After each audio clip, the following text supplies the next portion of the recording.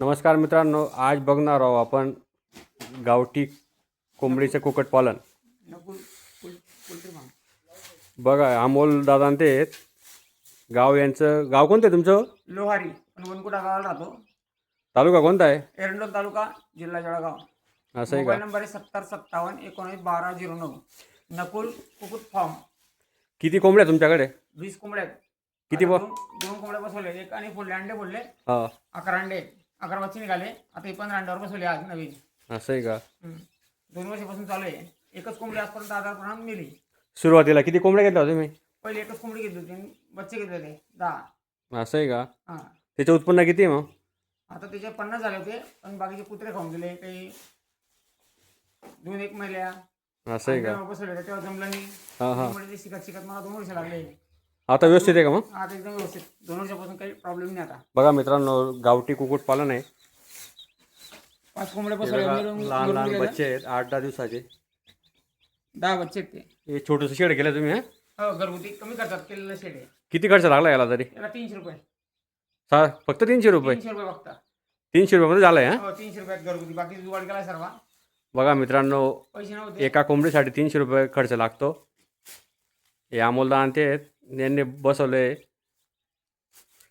आता नवीन बसवली का मग? हो, आज बसवली. मशीनवर पोळायचा विचार केला तर 8 रुपये बच्चे सांगायचे ते. हा 8 रुपये अंड. हा, पण ते 100 अंडे मागायचे. मग तेवढे अंडे करून आणि 100 अंडे कुठून आणायचे? कडे ताजे अंडे. असं आहे का? मग त्यामुळे नवीन प्रयोग करून बघितला. पहिले 5 कोंबड्या मरून गेल्या बसवलेल्या, जमला नाही ॲडजस्टमेंट म्हणून. हां. आता हे पद्धतशीर झालं.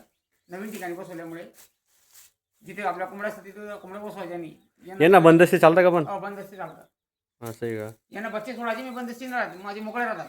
हो हो. दिसतं फक्त आता बच्चे 15 दिवसाचे झाले किंवा बाहेर निघतील बच्चे.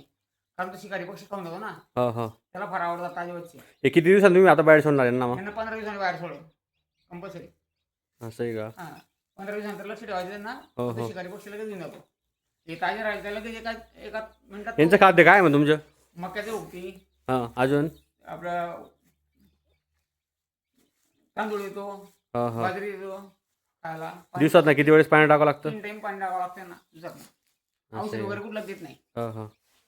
औषध कुठलाही प्रकार नाही. नाही हा? मरणूक वगैरे कुठला आजार नाही. 2 वर्षापासून मला एकच कोंबडी दिली आजपर्यंत आजारपणात. तुमच्याकडे अंडे मिळतात का मग? मग अंडे मिळतात ना, 15 रुपये अंडे देतो मी. कुठे, इथे गावामध्येच का? गावामध्येच. घरूनच घेऊन जातात माझ्याकडे. मला मिळत नाही, घरी खायला मिळत नाही मला अंडे. उलट मुलांसाठी सुद्धा. असं आहे का? हो. बाहेरच्या लोकांनी जर मागितलं तुम्ही देऊ शकता का अंडे? देऊ शकतो ना. किती, काय अंड्याप्रमाणे? 15 रुपये अंड्याप्रमाणे. असं आहे का? बघा मित्रांनो, गावठी कुक्कुटपालन खूप छान आहे, सगळ्यांनी करायला कमी पाहिजे. खर्चात हा पूरक व्यवसाय आहे. हां हां. ज्याला पूरक व्यवसाय म्हणून करायचा असेल त्याने गावठी कोंबडी नक्कीच पाळावी. किती कोंबड्या पण सुरुवात करायला पाहिजे तरी? 5 कोंबड्यांपासून मिनिमम सुरुवात करायची. 5 कोंबड्या, 1 कोंबडा का? हो.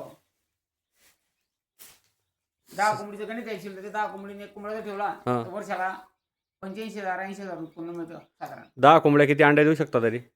21 दिवसानंतर अंडे देतात. 21 दिवसात अंडे निघतात. 20 अंडे एक गावरून कोंबडी देते. 21 दिवसानंतर खुड होती साधारण. हो हो. हम्म. चालेल चालेल मग. हो. नमस्कार.